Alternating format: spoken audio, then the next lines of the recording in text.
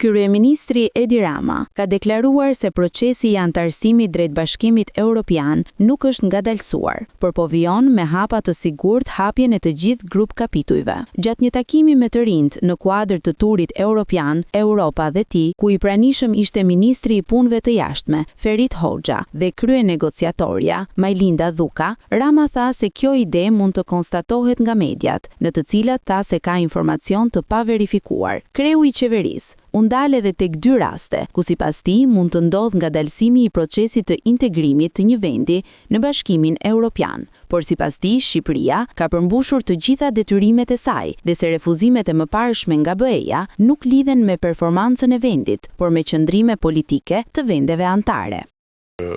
Ne jemi në një moment kur për herë të parë në histori fati po i buzëqesh shqiptarëve dhe Shqipërisë.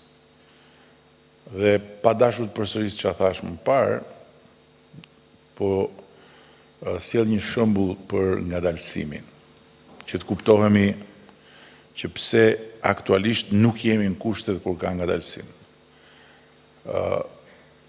Raporti i një vendi jo antar i Bashkimit Evropian, po dhe i vend antar, po marr një vend jo antar, sidomos, është një raport që kalon përmes dy katësh. Kati i parë është Komisioni Evropian. Komisioni Evropian është rezultat i zgjedhjeve europiane.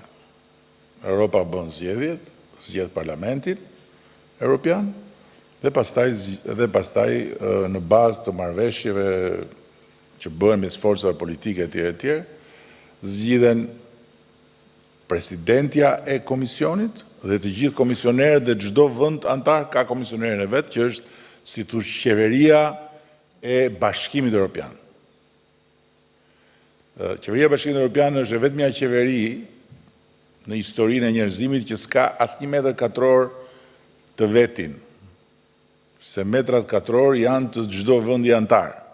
Por është ajo që merret me buxhetin evropian, merret me programet europiane, merret që janë të gjitha ekstra për të gjithë përtej buxheteve nacionale. I pyetur nga të rinjt lidhur me korrupsionin, kryeministri Rama tha se perceptimi i tij është më i madh se sa realiteti, ndërsa shtoi se vetëm kapja nuk e çliron një vend nga korrupsioni, por ky i fundit s'duhet të jetë shërbim alternativ. Korrupsioni në Shqipëri sot është shumë më i madh në perceptim se sa në realitet. Jo se në realitet korrupsioni nuk është problem. Korrupsioni është problem. Është problem për atë shkak që thash më parë, që akoma institucionet janë në formësim, sepse çfarë e bën korrupsionin aktiv edhe të suksesshëm në thonjza, po suksesshëm në të keq, është hapësira që ai gjen si një alternativë për personin ose subjektin që kërkon të marrë një shërbim, të fitojë një të drejtë dhe të cilën institucionet nuk ja garantojnë. Pra ky është korrupsioni.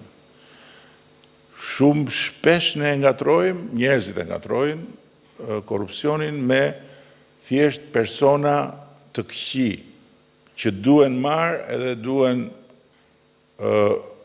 quar në ferr dhe pastaj ne do shpëtojmë. Jo. Gjithashtu, Rama u ndal edhe tek hyrja në BE, duke e cilëzuar atë si një mundësi e artë për të rinjt, pasi ato nuk do të ndihen më të huaj, por pjesë e familjes europiane, krahas vendeve të zhvilluara. Shqipëria është pretendente për t'u antarësuar në Bashkimin Evropian, ndërsa akoma është në fazën e hapjes së grup kapitujve.